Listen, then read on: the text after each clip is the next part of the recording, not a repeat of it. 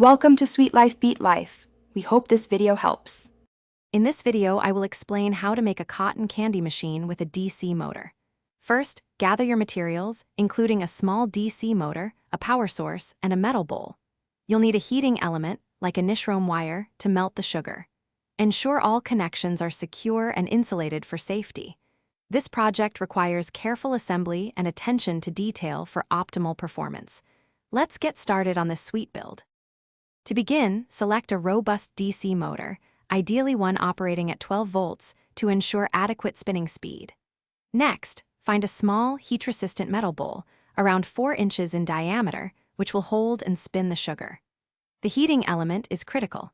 A length of 24-gauge nichrome wire works well. Securely mount the motor and bowl to a stable base, then carefully integrate the heating element around the bowl's perimeter. Proper insulation is key for safety. The core of your machine involves the DC motor spinning the sugar container rapidly.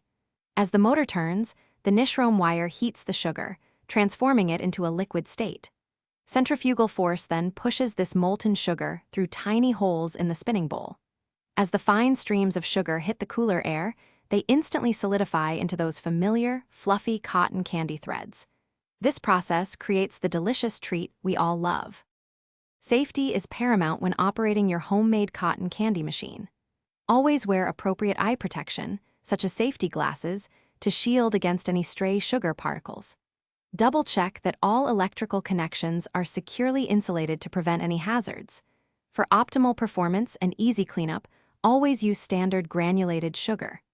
Remember to check the description below for a link to the Shark AI Ultra Robot Vacuum and other great deals. Enjoy your delicious, freshly made cotton candy. Thanks for watching. Consider subscribing if we helped you.